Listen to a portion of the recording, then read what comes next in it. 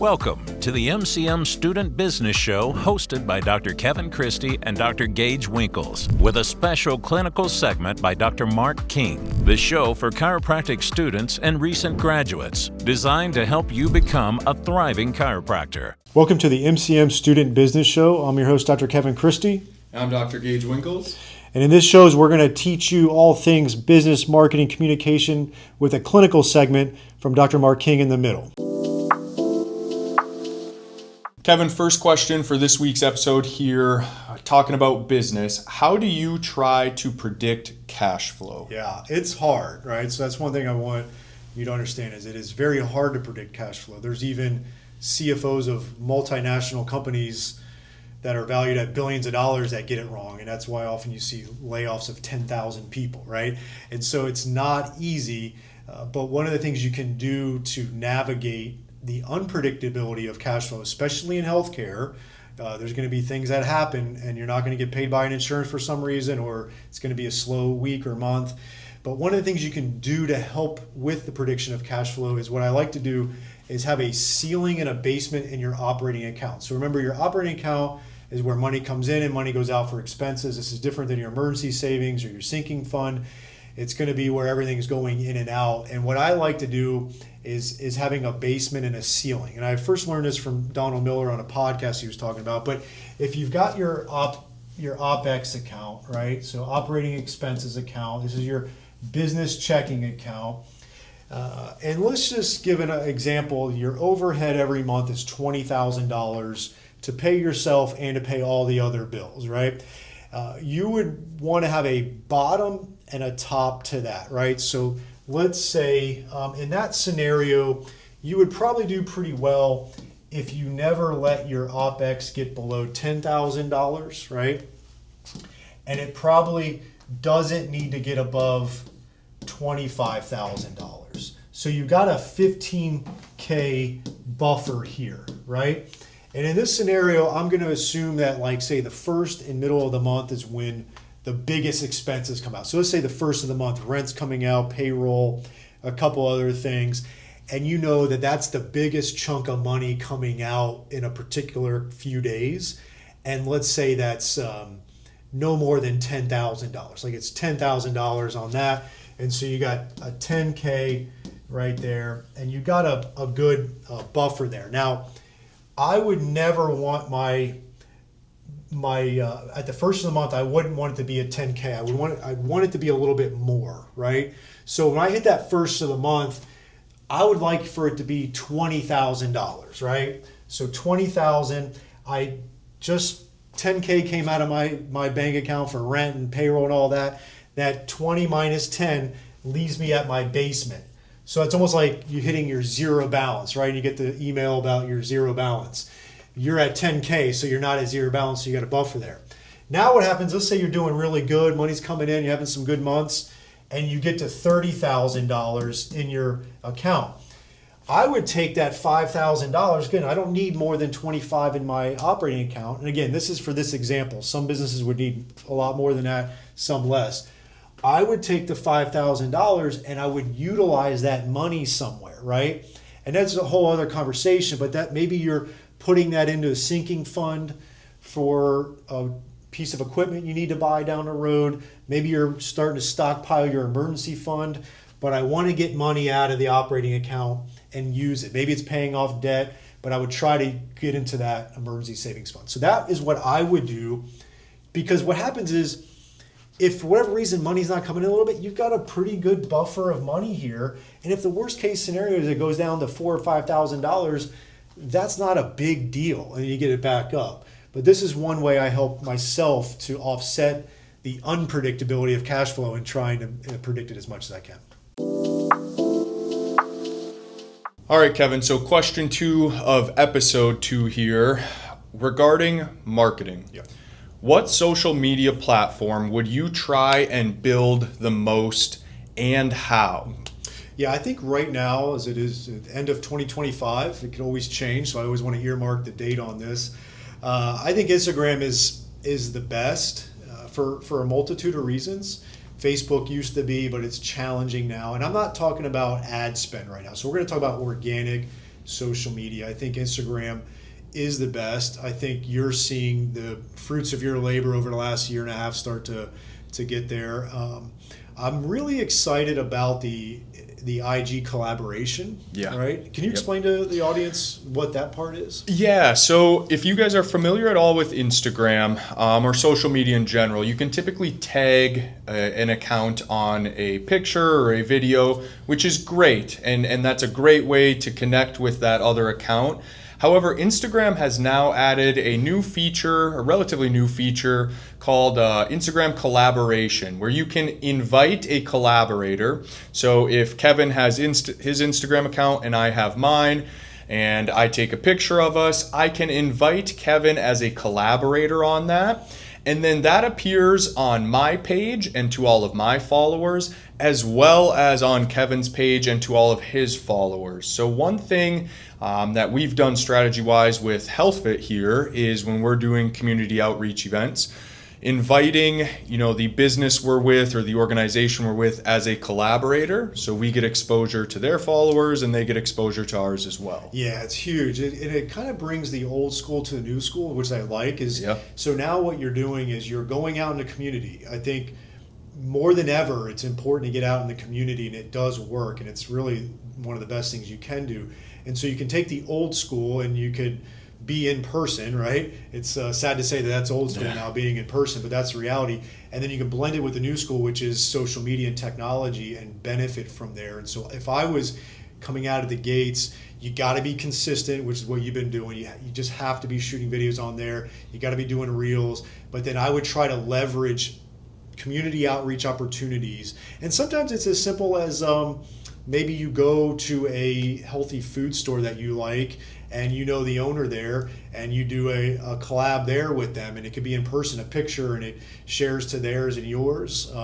I recently got my VO2 max done, and it was pathetic, and they posted the video, and so they invited me to collaborate, which we did, and so sometimes they'll do the same thing, and it's just, I think it's one of the best things you can do right now is Instagram on the social media side of things, and then using the collab part. Yeah, I agree. All right, on to our clinical segment with Dr. Mark King of MPI. He's going to give us one good clinical nugget. We had a question from one of the students, and it was a great one. Why do you emphasize the importance of the history and examination in a busy practice? I always really emphasize taking a good history and doing an excellent examination with your patient. And there are several reasons why you do that. But one of the obvious ones is to rule out bad stuff, so that you make sure the patient should be in the office with you, because there are patients who are going to come to you and they should be somewhere else, and a lot of them are depending on you to get them to the correct office elsewhere that they need to go. So you need to know who that might be. You need to figure out who in your town is the best one to refer that patient to, and you need to know that they need to go there. The second thing is you have to start to build trust, and patients are not used to their doctors listening to them, and they're not used to them doing a good examination.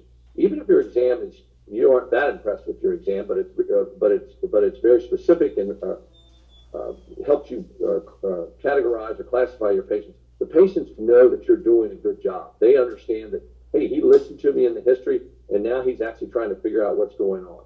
And so that leads me to the third category, which is to categorize your patient.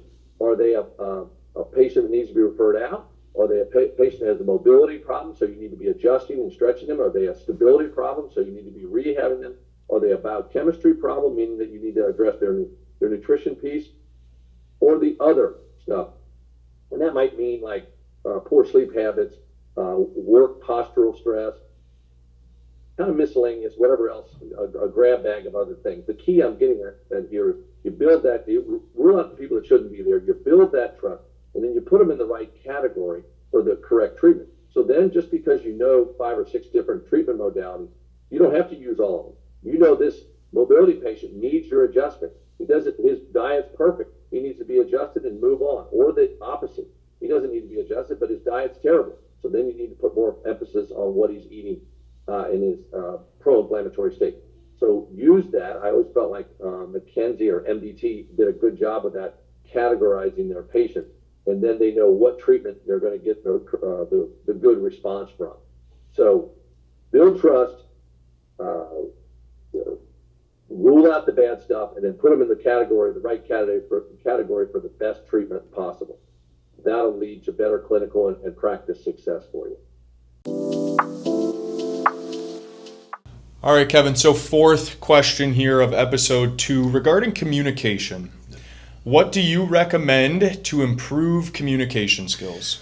Yeah, I think, going back, so I'm 20 years into this now, and when I was at Logan, I tried out for the health awareness workshop team, and I did not make the cut. I failed it. They made me take it a couple weeks later. I practiced. I did fine, and we had to do health talks every Wednesday night at the school, and I thought that was good. But again, that would have been 2003.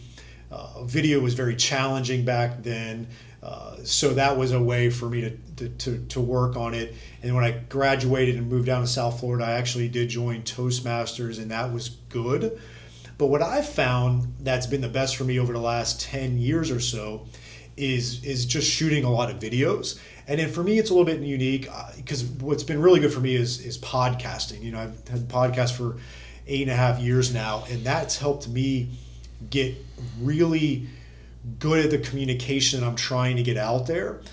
And video's done the same thing. And I've seen that with you as well. And I've seen with other chiropractors, the ones that start to consistently shoot a lot of videos, it gets you thinking about the information. Because if you're going to be shooting videos, it's going to be around health information. Yep. And a lot of times you're going to get information from your patients or scenarios, real life scenarios that you had in practice. And now it gives you an opportunity to verbalize it on camera. And if you can get good on camera, which is not easy, then you get even better with your communication with patients. Yes. And so I think there's a lot of benefits of shooting videos. Obviously, it'll help grow your practice. It's got all these marketing benefits. But those that consistently shoot videos end up being just a better communicator, whether it's with the patient or if it's doing public speaking out in the community. Just getting the videos done really helps with communication. All right, Kevin. So fifth and final question of episode 2 here today regarding career development. What is the difference in the United States between a 1099 position and a W-2 position? Yeah, and I'm glad you earmarked the United States. I can't speak to other countries. I know in Canada, they don't have 1099s. It's just independent contractor. That 1099 means independent contractor, right? W-2 means employee. Okay, so you can interchange those. In Canada, they got different rules, and independent contractor is very common for the associate position. But this is a common mistake in the United States. The W-2, right, is going to be is an employee, right, and they're going to be taxed. Okay, right. So the employee gets taxed. The employer, right, the business owner, sends that money to the IRS, right? So you get a $5,000 paycheck. You only get $3,800 of it, $1,200 in the ether. The business owner is actually sending that $1,200 to the IRS for you, right? You don't have to do that. The employer is also taxed on top of that payroll, right? So it depends on the state you're in, right? Because there's state income taxes and stuff like that. But the employer actually gets taxed on that. So for that $5,000 that I wrote for a paycheck, I'm taxed about 10%, a give or take. Again, so another $500. So not only the $1,200 goes to the IRS, another $500, because that matches Medicare and Social Security. It's one of the non-benefits of being a business owner, but it's a reality. So employing people, you get taxed to employ people. You pay the taxes for that employee, and you get taxed on top of that, right? And this is a true employee. Now, this W-2 employee has to, abide by certain things, right? Like as the owner, you set the hours. You can tell them what their roles are. You provide equipment for them. You provide a lot of things, a lot of benefits, all the things that go with that. In my mind, the W-2 benefits the employee, okay? There's definitely benefits of the employer as well, and I'll get to that in a second, but this is the W-2, and to be honest with you, the vast majority of associateships true associateships should be legally W-2s, employees, okay? Think of a 1099. Now let's go over here. A 1099 or IC, right? Excuse my handwriting. That's going to be your independent contractor. I mean, it's in the words, independent contractor. You're contracting that person out. They're their own independent business to service it. So if like, imagine the best example I can give you is if you were a general contractor and you had a construction company and you subcontract out the electrical company, you subcontract the plumbing company, you're bringing in other businesses. What does that electrician do? He comes when he tells you he can come. It's got to be within reason, obviously. He brings his own tools. He's his own business. You just write him a check for the services. He is a business like an LLC probably, pays all the taxes, does that on himself. He's his own business. As an independent contractor, you are your own business. And you are contracting your services to that chiropractic clinic. Technically, you should just set your hours. You should have your own equipment. You should be able to have your own website. You should be able to do your own marketing under your name. You should be your own LLC. All those things. They can't dictate your hours. They can't dictate a lot of things. There's certain things they can dictate. You can't be a detriment to the business. You can't say you're going to show up and not show up. Like, there's a lot of things within that. But the independent contractor is its own business. This person is going to get paid by the owner chiropractor, right? And you're going to have to take taxes out of what you got and pay your own taxes to the IRS, okay? That's a big difference. And then what the owner has over here that doesn't have over here is the owner is not paying the employer's taxes. Remember I said that kind of 10%? They don't have to pay that in this situation where they do here.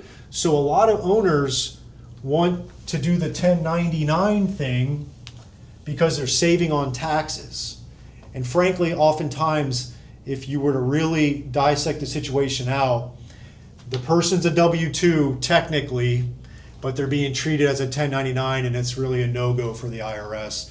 And I'm not an accountant, and I don't work for the IRS, and I'm not an attorney, but I know chiropractic business, and I know this. I recommend you do, if you have a situation like this, talk to an expert about it and really dissect out the details of your position to see if it actually is a 1099, if that's what they're offering you. Usually if they're offering you a W-2, you don't have to dive into that too much. So that's the big difference. Now that you're getting a taste of understanding what ethical chiropractic business is all about, head on over to the Chiropractic Success Academy to check out our special student discount and continue your business development. You can visit CSA at csacircle.com to find out more.